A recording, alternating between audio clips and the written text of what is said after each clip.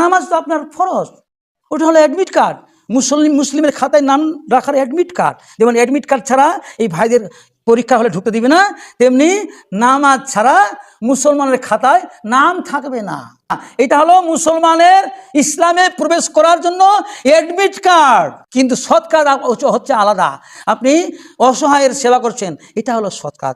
ওই যে 3 জন ব্যক্তি একটা গুহায় পড়ে গেছিল, তো তারা তো কি বলেছিল যে আল্লাহ আমি 5 ওয়াক্ত নামাজ পড়ি, আমি তাহাজ্জুদ পড়ি, আমি হজ করে এসেছি, একটু পাথরটা সরিয়ে দেন, এরকম বলেছিল?